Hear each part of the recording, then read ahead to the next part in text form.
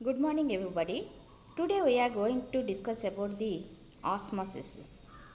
Already told, that is, osmosis is the upward movement of water molecules from the lower concentration to the higher concentration through selectively permeable membrane or differentially permeable membrane. That is known as osmosis.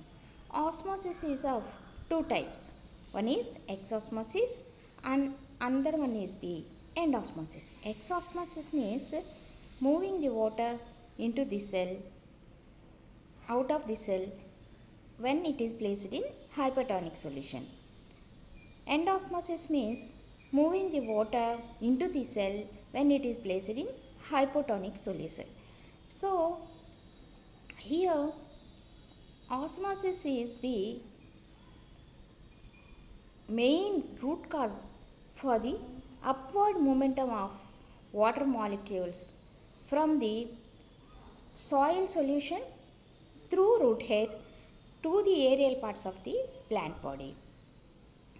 See here, there are three solutions. One is the isotonic solution, second one is the hypertonic solution, third one is the hypotonic solution. In isotonic solution, both the water concentration present in the outward and inward is the same, that is in equilibrium condition. That solution is known as isotonic solution. Whereas in hypertonic solution, the outermost water is having low concentration, whereas the inner having high concentration. So the movement of the water molecules takes place from the lower concentration to the higher concentration. So here the water movement takes place into this, in which the water from the cell comes outward and the cytoplasm shrinkage takes place. Whereas in the hypotonic solution, the water moves from outward to inward. So the cell is in bulging condition. Finally it will lysis or burst. దీన్ని మీకు ఇప్పుడు తెలుగులో explain చేస్తాను. ద్రవాభిసరణ అంటే గురుత్వాకర్షణ శక్తికి వ్యతిరేకంగా నీరు అల్ప గాఢత గల ప్రదేశం నుండి అధిక గాఢత గల ప్రదేశానికి అర్ధ పారగమ్య త్వచం ద్వారా ప్రయాణించడాన్ని ద్రవాభిసరణ అని అంటారు. ఈ ద్రవాభిసరణను మనం నీటి సక్మం రూపేణ తెలియాలంటే, నీటి సక్మం అంటే ఇక్కడ అల్ప గాఢత అంటే అధిక నీటి రసాయన సక్మం, అధిక గాఢత అంటే అల్ప నీటి రసాయన సక్మం. సో ఆ విధంగా మనం నిర్వచనం చెప్పుకుంటే, గురుత్వాకర్షణ శక్తికి వ్యతిరేకంగా నీటి యొక్క అధిక రసాయన సక్మం నుండి ఒక ద్రావణం నీటి యొక్క అల్ప రసాయన సక్మానికి అర్ధ పారగమ్య త్వచం ద్వారా ప్రయాణిస్తే దానిని ద్రవాభిసరణం అని అంటారు. అప్పుడు ఉద్భవించే పీడనాన్ని ద్రవాభిసరణ పీడనం అని అంటారు. దీన్ని మనము 3 రకాల సొల్యూషన్స్ ద్వారా కూడా వివరంగా తెలుసుకొనవచ్చు. దీనిలో ఐసోటోనిక్ ద్రావణంలో అంటే నీరు కణం చుట్టూ ఉన్న నీరు, లోపల ఉన్న నీరు రెండు సమతా స్థితిలో ఉంటాయి. అప్పుడు నీటి యొక్క పయనము ఈక్విలిబ్రియం కండిషన్లో ఉంటుంది, ఎటువైపుకి ప్రయాణం చేయదు. కానీ ఒక కణాన్ని అధిక గాఢత గల ద్రావణంలో వేస్తే అప్పుడు కణంలోని నీరు అంతా బయటికి వచ్చేసి, సో బయట ఉన్న నీరు అధిక గాఢత కాబట్టి, లోపల ఉన్న నీరు అల్ప గాఢత కాబట్టి నీటి పయనం అల్ప గాఢత నుండి అధిక గాఢతకు ప్రయాణించడాన్ని బాహ్య ద్రవాభిసరణ అని అంటారు. అప్పుడు మనకి కణ పదార్థము, లోపల ఉన్న జీవ పదార్థము సంకోచం చెంది కోశిక కణ ద్రవ్య సంకోచము జరుగుతుంది. సో ఈ విధంగా అధిక గాఢత గల ద్రావణంలో కణాన్ని వేసినప్పుడు మాత్రమే జరుగుతుంది. అదే కణాన్ని మళ్ళీ అల్ప గాఢత గల ప్రదేశంలో పెట్టినప్పుడు అప్పుడు ఏమవుతుంది, నీరు బయట నుండి లోపలికి అంతర ద్రవాభిసరణ జరుగుతుంది. అప్పుడు కణం మళ్ళీ తన యొక్క ఒరిజినల్ రూపుని సంతరించుకుంటుంది. So regain its original capacity. అప్పుడు ఏమవుతుంది, కణము మళ్ళీ లావుగా బల్జింగ్ కండిషన్లో అయ్యి నీటిని పీల్చుకుని ఉబ్బి ఇంకా ఎక్కువ నీటిని పీల్చేసుకుంటే ఒక్కొక్కసారి బర్స్ట్ అయిపోయే సిచ్యువేషన్ కూడా ఉంటుంది. సో ఈ విధంగా ద్రవాభిసరణకు కణ ద్రవ్య సంకోచానికి కూడా అవినాభావ సంబంధం ఉంది. సో ద్రవాభిసరణ అంటే నీటి యొక్క పయనం గురుత్వాకర్షణ శక్తికి వ్యతిరేకంగా అల్ప గాఢత గల ప్రదేశం నుండి అధిక గాఢత గల ప్రదేశానికి అర్ధ పారగమ్య త్వచం ద్వారా ప్రయాణిస్తే దానిని ద్రవాభిసరణ అని అంటారు. ద్రవాభిసరణను డిఫ్యూజన్ని కూడా మనము డిఫరెన్షియేషన్ ద్వారా తెలుసుకోవచ్చు. ద్రవాభిసరణ అంటే ఏం చెప్పాను, అల్ప గాఢత నుండి అధిక గాఢతకి. దాని ఎగ్జాక్ట్గా ఆపోజిట్ విసరణ అంటే నీటి యొక్క పయనం లేదా వాయువుల యొక్క వ్యాపనం అధిక గాఢత గల ప్రదేశం నుండి అల్ప గాఢత గల ప్రదేశానికి జరిగితే దాన్ని విసరణ అని అంటారు. ఇక్కడ ద్రవాభిసరణకు విసరణకు మధ్య ఒక చిన్నని సంబంధం ఏంటంటే దీనిలో లిక్విడ్స్లో మాత్రమే ద్రవాభిసరణ జరుగుతుంది. విసరణ వాయువులు, ద్రవములు, అలాగే ఘన పదార్థములు మూడిట్లో కూడా విసరణ జరుగుతుంది. సో ఓన్లీ లిక్విడ్ అనేది కామన్ పాయింట్, మిగతావి దీంట్లో ఉండవు ఆస్మాసిస్లో. తర్వాత దీనిలో ద్రవాభిసరణలో అర్ధ పారగమ్యత్వచం ఉంటుంది. సో వీటిలో ద్రావణం యొక్క వ్యాపనము, సాల్వెంట్స్ యొక్క వ్యాపనము లేదా సాల్వెంట్స్ యొక్క పయనము ఒక అర్ధ పారగమ్యత్వచం ద్వారా జరుగుతుంది. కానీ విసరణలో అర్ధ పారగమ్యత్వచానికి ఆస్కారం లేదు. సో దీనిలో అర్ధ పారగమ్యత్వచము ఉండదు. ఇక్కడ మీకు అవే పాయింట్స్ని రాయేసి ఉన్నాయి చూడండి. First point, in osmosis water moves through semi permeable membrane, whereas in diffusion it doesn't need semi-permeable membrane to move. Second point, osmosis occurs in liquids only, whereas diffusion occurs in solid, liquid and gas. Osmosis helps the plants in absorbing water and maintaining stability, animals in transpiration, nutrients and maintaining water at a cellular level. Whereas in diffusion it helps in exchange of gases, transpiration and photosynthesis. So విసరణ వాయువుల వ్యాపనానికి అలాగే బాష్పోత్సేకానికి కిరణజన్య సంయోక్రియ జరగడానికి ఎక్కువగా తోడ్పడుతుంది. So ఇవన్నీ ఎక్కువగా విసరణలో జరుగుతాయి. Next, absorption of water in plants. Absorption of water అంటే మొక్క నీటిని దేని ద్వారా పీల్చుకుంటుంది, మూలకేశాల ద్వారా పీల్చుకుంటుంది. మూలకేశాలలో రిక్తిగా ఉండి ఈ మూలకేశం చుట్టూ ఉన్న మృత్తికలో ఉన్న ద్రావణాన్ని వేరు పీల్చుకోవడం జరుగుతుంది. అవి పీల్చుకుని పై భాగాన ఉన్న అన్ని వాయుగత భాగాలకు అంటే పత్రాలకు, పుష్పాలకు, వీటికి నీటిని అందించడాన్ని absorption of water in plants అని అంటారు. So absorption of water in plants is a vital process for the growth of the plants and other metabolic activities through process of osmosis by the whole plant body via the root hairs. So ఈ నీటి యొక్క ద్రావణం యొక్క పీల్చుకోవడం అనే process కూడా ఎక్కువగా ద్రవాభిసరణ మీదే ఆధారపడి ఉంటుంది.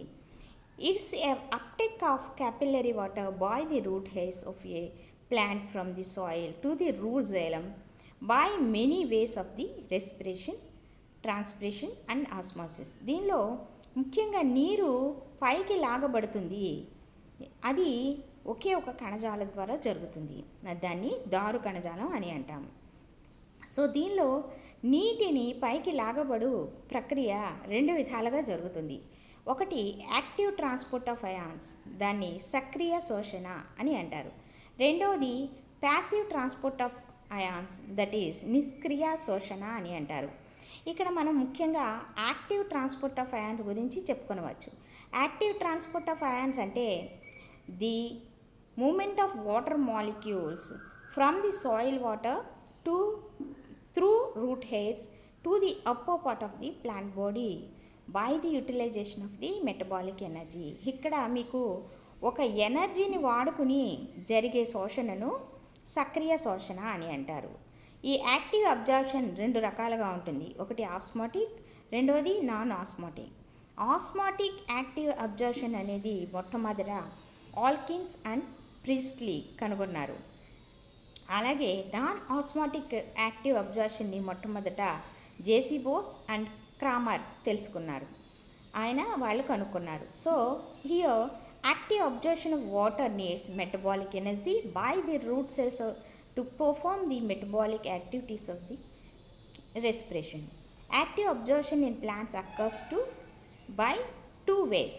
One is osmotic and non-osmotic absorption of water. Osmotic active absorption of water absorption occurs through osmosis, whereas water movement into the root xylem across the concentration gradient of the root cell. Here underline the across. Next, non-osmotic active absorption of water. The water absorption occurs when the water enters the cells from the soil against the concentration gradient of the cell. So ఇక్కడ ఆస్మాసిస్కి non osmotic థియరీకి difference ఏంటంటే, osmotic active అబ్జర్ప్షన్లో నీరు across the concentration gradient of the root cells. Concentration gradient of the root cells అంటే ఈ వేరు కణాల ద్వారా జరుగుతుంది. ఇక్కడ నాన్ ఆస్మాటిక్లో చూడండి, it will against the concentration of the, అంటే ఈ వేరు కణాలకి అగైనెస్ట్గా దీని నీటి యొక్క రవాణా జరుగుతుంది. సో దీంట్లో ఈ water potential of the cells of the root hair ఎప్పుడు 0.2 మెగాపాస్కల్స్ ఉంటుంది. సో దీనిలో plasma membrane access differentially permeable membrane. ఇక్కడ మీకు ఈ ప్లాస్మా మెంబ్రేను ఈ విధంగా యాక్ట్ చేయడం వలన త్రూ ది ప్లాస్మా మెంబ్రేన్ ఈ transport of ions or water molecules takes place. So దీన్ని యాక్టివ్ అబ్జర్ప్షన్ అంటారు. Active means metabolic energy utilisation.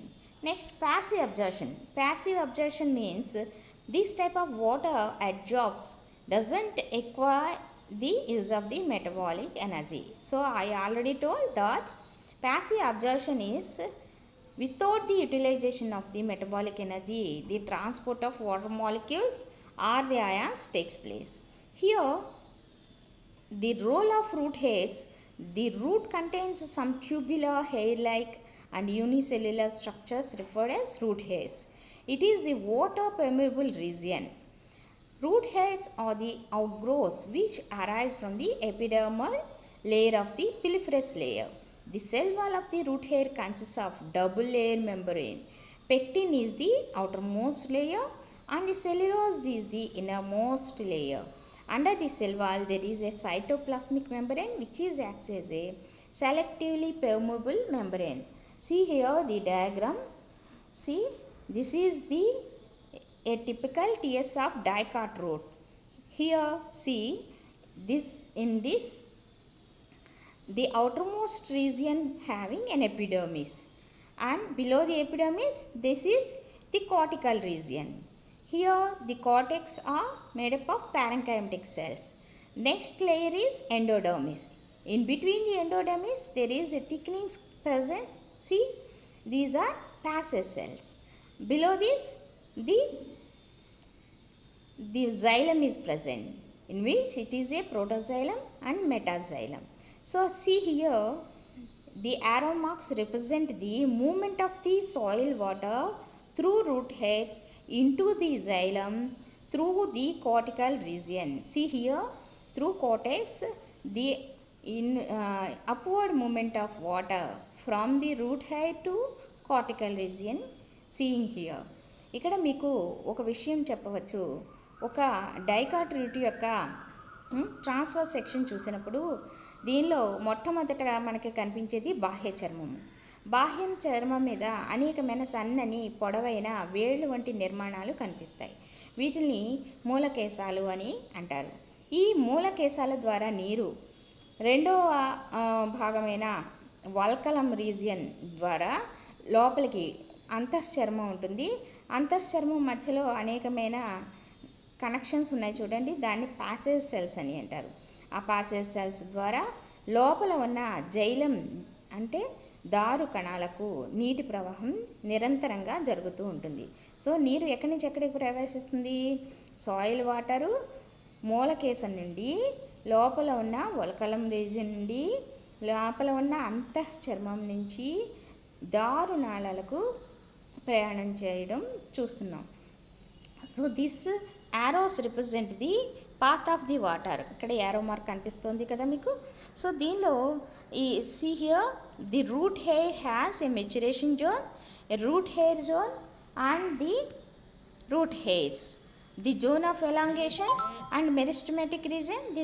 The lower one is the root cap region. ఇక్కడ మనకి వేరు యొక్క అంతర్నిర్మాణం చూస్తే కింద root cap, meristematic region, zone of elongation, పైన రూట్ హెయిర్స్ ఉన్నాయి, రూట్ హెయిర్ జోను, ఆ చివరిన పైన మెచ్యురేషన్ జోను ఉంది.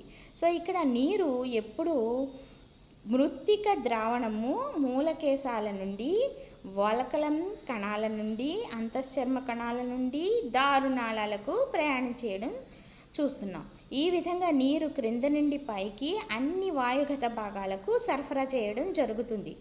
సో ఇక్కడ there will be a pressure created to the upward movement of the water. That pressure is known as root pressure. Next వచ్చేసి మీకు symplast and apoplast. ఇక్కడ నీటి యొక్క మూమెంట్ జరగడానికి రెండు రకాలు వ్యవస్థలు కనిపిస్తాయి. ఒకటి సింప్లాస్ట్ అండ్ ఎపోప్లాస్ట్.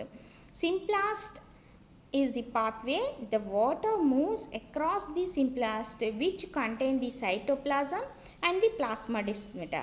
సింప్లాస్ట్ అంటే లివింగ్ సిస్టమ్. దీనిలో ఎక్కువగా సైటోప్లాజము, ప్లాస్మాడెస్మేటా ఉంటాయి. These connections between the cytoplasm and adjacent cells also refers to the continuous arrangement of protoplast of a plant which are interconnected by the plasmodesmata and consists of the protoplast. Whereas the epoplast is the pathway where water taken and a route going from the cell wall to the cell wall, not entering the cytoplasm at any point. This epoplast consists of non-protoplasmic part of the cell wall and intracellular spaces composed of non-living part. So ఇక్కడ సింప్లాస్ట్కి ఎపోప్లాస్ట్కి difference ఏంటంటే, దీనిలో symplast అంటే అది living system, apoplast అంటే non living system.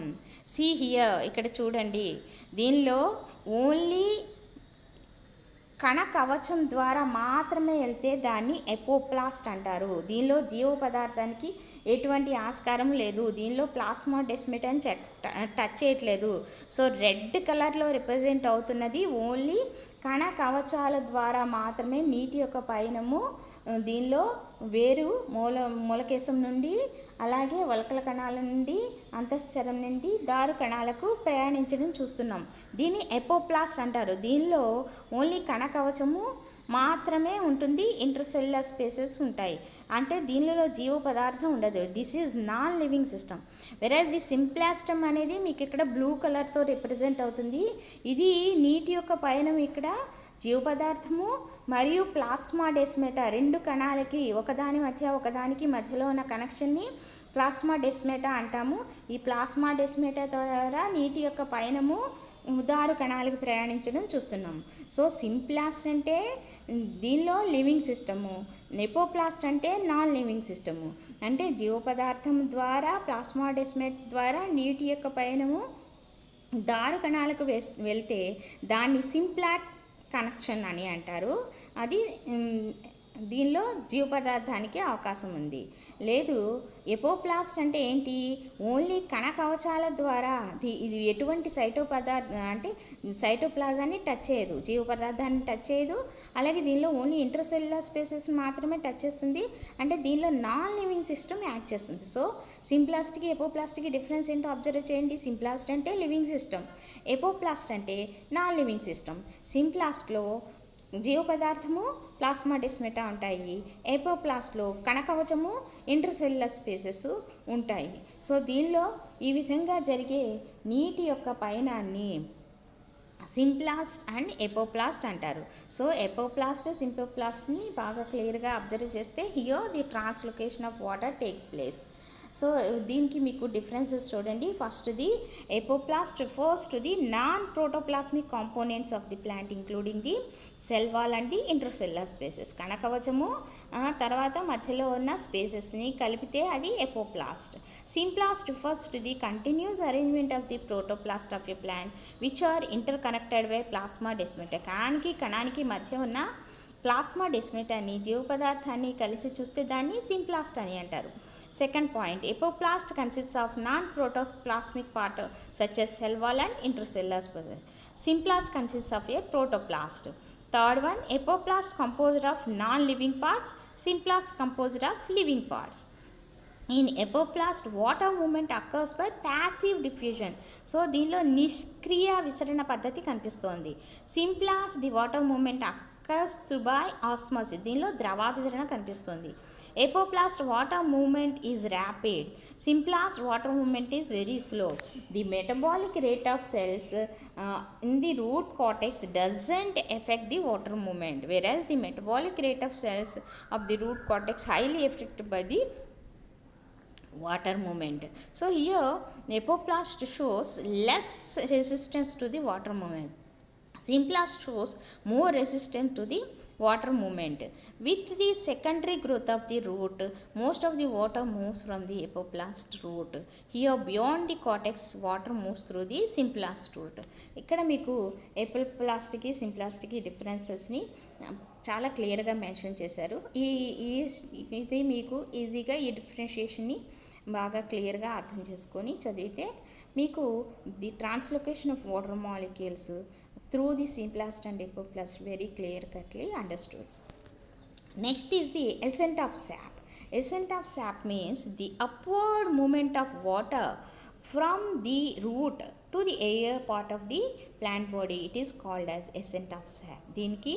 దీనిలో గురుత్వాకర్షణ శక్తికి వ్యతిరేకంగా నీటి యొక్క ఊర్ధ్వ దిశ చలనాన్ని ద్రవోద్గమము అని అంటారు. దీనికి అనేక మంది శాస్త్రవేత్తలు అనేకమైన వివిధ సిద్ధాంతాలను చెప్పడం కూడా జరిగింది. దీనిలో the water after being absorbed by the root, it is distributed to an part of the plant. Here, in order to reach the topmost part of the plant, the water has moved upward through the stem. This upward momentum is known as ascent of sap. దీన్ని ద్రవోద్గమము అని అంటారు. నీరు క్రింది నుండి పైకి గురుత్వాకర్షణ శక్తికి వ్యతిరేకంగా నీటి ఊర్ధ్వ దిశ చలనం జరుగుతుంది. దాన్ని ద్రవోద్గమము అని అంటారు. This is fascinated to understood that how water move in plants to such a great height such as 300 feet. For example, Sequoia sempervirens, a tall tree, 399.3 feet. These plants transport water through the stem to such a great height is incredible. ఇక్కడ మీకు ఏంటంటే అతి పెద్ద మొక్క, దాని పేరు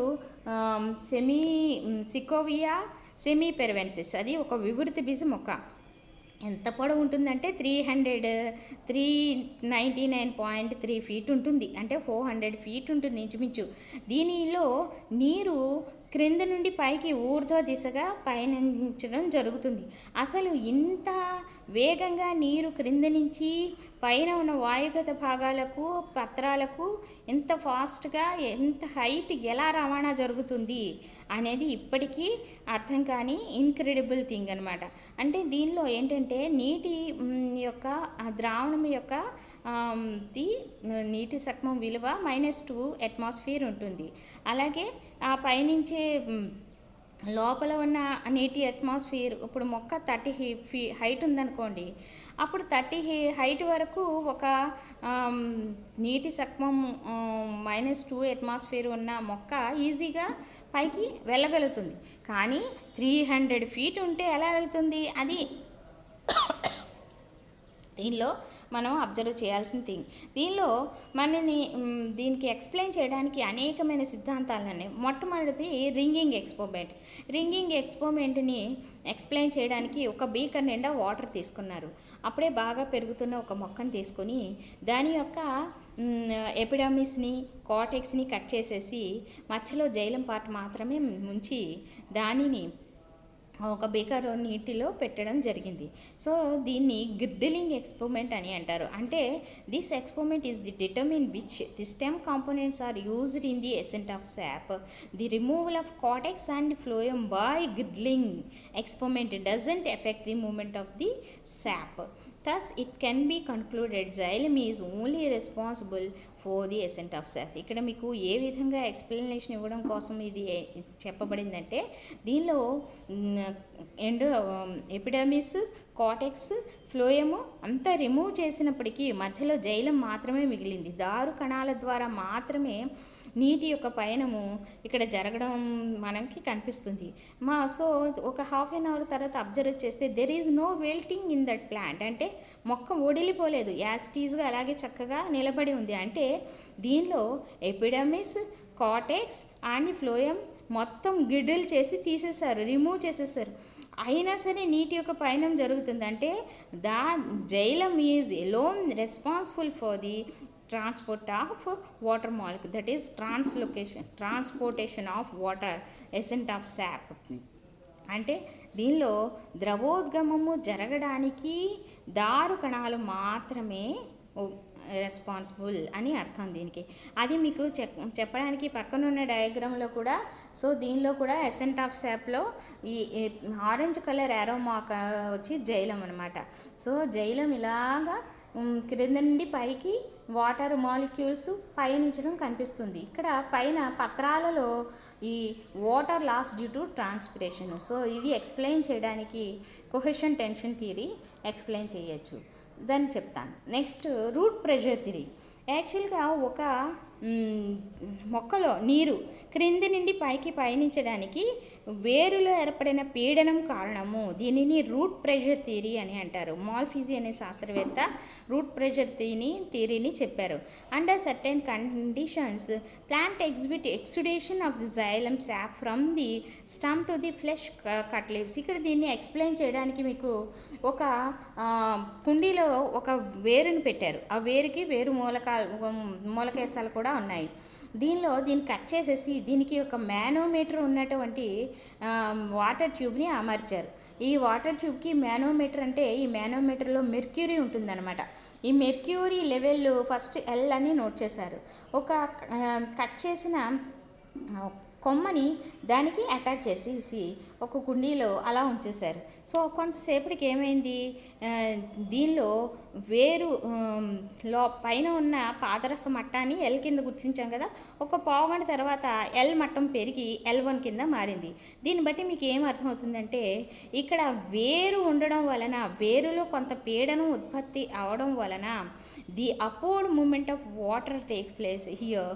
అందుకని నీటి పయనం జరగడం వలన అప్పటి వరకు ఉన్న పాదరసం మట్టం మొట్టమొదట మనం నోట్ చేసింది ఎల్ అయితే కొంతసేపటికి అది L1గా మారింది. అంటే పైకి పీడనం ద్వారా నీటి యొక్క పయనం జరగడం ఇక్కడ అబ్జర్వ్ చేసాం అనమాట. దీన్ని వేరు పీడన సిద్ధాంతం అని అంటారు.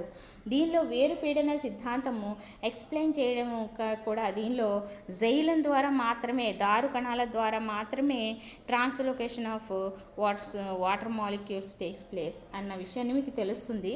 సో దీన్ని వేరు పీడన సిద్ధాంతము అని అంటారు. ఇక్కడ this led to the view that the root pressure is the main by which water is raised in the tall trees. అంటే పెద్ద పెద్ద మొక్కలన్నిటిలోనూ క్రింద నుండి నీరు పైన ఉన్న పత్రాలకి సరఫరా అవడానికి కారణము ఈ వేరుపీడన సిద్ధాంతము అని చెప్పారు. The maximum of the observed root pressure is 5 to 6 bars. జనరల్గా అన్ని మొక్కల్లోనూ 5 నుండి 6 bars మాత్రమే వేరుపీడనం ఉంటుంది. However many trees have height much as excess of 10 meters. So excess of 10 meters ఉన్నప్పుడు furthermore many tall trees conifers and demonstrate the rule. So ఇక్కడ ఏమైందంటే వేరుపీడన సిద్ధాంతానికి ఎక్స్ప్లెనేషన్ ఇవ్వడానికి జనరల్గా ఒక 2-3 మీటర్ల పొడవు ఉన్న మొక్కల్లో అయితే 5-6 బార్లు మ్యాక్సిమం రూట్ ప్రెషర్ ఉద్భవించడం వలన నీటి ఊర్ధ్వ దిశ చలనం జరుగుతుంది. కానీ ఒకవేళ 10 మీటర్ల పొడవు ఉన్న మొక్క అయితే దానిలో ఈ వేరుపీడన సిద్ధాంతంలో ఉన్నటువంటి రూట్ ప్రెషర్ మినిమం ఉన్న 5-6 బార్లు పీడనము పైనకి నీటి వెళ్ళడానికి ఉపయోగపడదు. సో పొడవైన మొక్కలలో ఈ వేరుపీడన సిద్ధాంతము సరిగ్గా ఎక్స్ప్లెనేషన్ ఇవ్వలేకపోయింది. సో దీన్ని ఎక్స్ప్లెయిన్ చేయడానికి డిక్సన్ అనే ఇంకొక సైంటిస్టు ఆయన కోహెషన్ టెన్షన్ థియరీని చెప్పారు. కోహెషన్ టెన్షన్ థియరీ అంటే సంసంజన తన్యత సిద్ధాంతం. ఇక్కడ సంసంజన తన్యత సిద్ధాంతానికి 3 రకాల బలాలు యాక్టివేట్ అవుతూ ఉంటాయి. ఒక బలం వచ్చేసి సంసంజన బలము, రెండవది వచ్చేసి అసంజన బలము, మూడవది వచ్చేసి బాష్పోషేక కర్షక బలము. ఇక్కడ ఏంటంటే ఒక నీటి ఊర్ధ్వ దిశ చలనానికి నీటి అణువుకి మధ్యలో ఉన్న సంసంజన బలము, నీటి అణువుకి దారుకణానికి ఉన్న అసంజన బలము, అలాగే పైన పత్రాల్లో జరిగే బాష్పోషేకము వలన క్రియేట్ అయిన బాష్పోషేక కర్షక బలము, ఈ 3 తోడ్పడడం వలన నీటి ఊర్ధ్వ దిశ చలనం జరుగుతుంది. ఇది వివృత బీజాలలో అతి పెద్ద మొక్కలైన కోనిఫెర్స్లోను అన్నిటిలోనూ ఎన్ని అడుగుల ఎత్తు 300 feet అడుగుల ఎత్తు ఉన్న మొక్కల్లో కూడా నీటి ఊర్ధ్వ దిశ కంటిన్యూస్గా ఒక కాలం లాగా ఒక గొట్టం లాగా జరుగుతూ ఉండడం చూస్తున్నాము. సో దీనినే సంసంజన తన్యత సిద్ధాంతము అని అంటారు. దీనిలో ఫస్ట్ పాయింట్ చూడండి. Water forms a continuous column extending between the root and the leaf parenchyma cells through the xylem duct. This is also called hydrostatic system. Here second point, evaporation from the surface of the parenchyma cells of the leaf increase the water potential and they withdraw water from the xylem elements. It puts the column of the water under a strain of tension. Third one is because of the attraction between the water and the water molecules, walls of the tube is by adhesion and the water column is under the stress. This deeply result in ascent of sap. ఇక్కడ ఏంటంటే మీకు చెప్పినట్లుగా నీరు బాష్పోషేకం జరగడం, దీనిలో పత్రాలలో బాష్పోషేకం జరగడం వలన, బాష్పోషేకం అంటే ఏంటి? బాష్పోషేకం అంటే నీటి ఆవిరి రూపంలో వాయుగత భాగాల నుండి కోల్పోవడాన్ని బాష్పోషేకం అని అంటారు. ప్రతి పత్రము బాష్పోషేకం జరుపుకుంటుంది. So the loss of water in the form of water vapor from through stomata in the leaves is known as transpiration. ఇక్కడ ట్రాన్స్పిరేషన్ వేగంగా జరుగుతుంది. సో దీనిలో బాష్పోషేకం రేటు ఎంత ఫాస్ట్గా ఉంటే అలాగే నీటి యొక్క ఊర్ధ్వ దిశ చలనం కూడా అంతే వేగంగా జరుగుతుంది. క్రింద నుంచి నీరు పైకి లాగబడుతోంది. ఇక్కడ నీరు రూట్ హెయిర్స్ నుంచి జైలం కణాల ద్వారా పత్రాలకు సరఫరా చేసి పత్రాల్లో బాష్పోషేకం జరగడం వల్ల నీటి ఆవరూపంలో పైకి వెళ్ళిపోతూ ఉంటుంటే క్రింద నుంచి నీరు పైకి లాగబడుతూ ఉంటుంది. It is a continuous process. ఈ ప్రాసెస్కి నీటి అణువుకి మధ్యలో ఉన్న సంసంజన బలము కొహెసివ్ ఫోర్స్, నీటి అణువుకి దారుకణానికి మధ్యలో ఉన్న అసంజన బలం ఎడ్హెసివ్ ఫోర్స్, అలాగే బాష్పోషేకం ఫాస్ట్గా జరగడం వలన there will be some pressure created by pulling the water to the upward. So అక్కడ మీకు ఒక కర్షక బలం క్రియేట్ అయింది. దాన్ని ట్రాన్స్పిరేషన్ పుల్ అని అంటారు. ఈ 3 బలాలు తోడ్పడడం వల్ల నీరు ఎప్పుడు కంటిన్యూస్గా పైకి లాగబడుతూ అన్ని భాగాలకు సరఫరా అవుతూ బాష్పోషేకం అనే ప్రక్రియ జరుపుకోవడం జరుగుతుంది.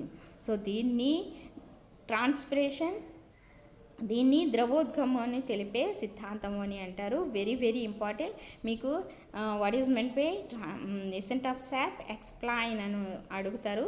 సో అప్పుడు మీరు ద్రవోద్గమం అనగానేమి, ద్రవోద్గాన్ని వివరించే cohesion tension theory, transpiration pull theory అని ఈ ఎక్స్పెరిమెంట్ని ఎక్స్ప్లెయిన్ చేయవలసి ఉంటుంది. సి హియర్, ఇక్కడ మీకు జైలములో ఉన్నటువంటి ల్యూమెన్ ద్వారా దీనిలో నీటి యొక్క అప్వర్డ్ మూమెంటం వెళ్తూ పైన ఉన్న పత్రాలలోని జైలం కణాలకు సరఫరా అవడం మీకు కనిపిస్తూ ఉంటుంది. ఈ విధంగా ద్రవోద్గమాన్ని ఎక్స్ప్లెనేషన్ ఇవ్వడం జరిగింది. Next, strong views of Dixon theory. Dixon theory ఈ విధంగా ఎక్స్ప్లెయిన్ చేస్తే అందరూ దాన్ని ఆమోదించడం జరిగింది. ఎందుకంటే దీనిలో ఈ బాష్పోసిక కర్షణ బలము చాలా ఎగ్జాక్ట్గా జరగడం వలన దీనిలో మనకి అప్వర్డ్ మూమెంటం కనిపిస్తుంది. So first one is the hypothesis is demonstrated by a movement of water through the stem when it is actually under tension. ఇక్కడ టెన్షన్ క్రియేట్ అవుతుంది. ఆ టెన్షన్ ఏమంటాము? కర్షక బలం, transpiration pull. Using leafy twigs of different kinds of woody plants, it has been demonstrated that there is a rise of 118 centimeters of mercury, 43.5 centimeters above the atmospheric pressure. It is believed that the water intended for evaporation normally doesn't come from vacuum. Here I already explained the mercury theory, and on the other hand it comes from the xylem along the apparent free spaces of the cell between. The rate of transpiration becomes more than the rate of movement of the water. ఇప్పుడు బాష్పోసేకం rate ఎంత ఫాస్ట్గా ఉంటే అప్పుడు నీటి యొక్క పయనం కూడా అంతే ఫాస్ట్గా జరుగుతుంది అని వీటి యొక్క సారాంశము. సో దీని తర్వాత మీకు నెక్స్ట్ క్లాస్లో ట్రాన్స్పిరేషన్ అంటే బాష్పోసేకము అని అంటాము. ఆ బాష్పోసేకాన్ని మీకు నెక్స్ట్ క్లాస్లో ఎక్స్ప్లెయిన్ చేస్తాను. సో హియర్ ఇక్కడ లీఫ్ యొక్క సెక్షన్ కటింగ్ కనిపిస్తోంది. సో దీనిలో transpiration, xylem, phloem, mesophylls, lower epidermis, upper epidermis. So దీంట్లో ఇక్కడ కొహెషన్ కనిపిస్తోంది, ఎడిహేషన్ కనిపిస్తోంది. నీరు దీని ద్వారా వెళ్తే వాటర్ మాలిక్యూల్కి మధ్యలో ఉన్న కొహెషన్ కనిపిస్తోంది. అలాగే వాటర్ మాలిక్యూల్కి దారు కణాలకి ఉన్న ఎడిహేషన్ కనిపిస్తోంది. సో దీని ద్వారా upward movement of water through for transpiration takes place here. అప్పుడు బాష్పోసేకం లీఫ్లో ఉన్నటువంటి పత్ర రంధ్రాల ద్వారా నీటి ఆవిరి రూపంలో బయటికి వెళ్ళిపోవడం కూడా కనిపిస్తూ ఉంటుంది. So this is very very important. So this SA క్వశ్చన్లా కూడా మీకు రావచ్చు. ఎసెంట్ ఆఫ్ థియరీస్ని వివరించే సిద్ధాంతాలను వివరించండి అంటే కూడా ఈ ఎక్స్ప్లెనేషన్ మీరు ఇవ్వాల్సి ఉంటుంది. Thank you.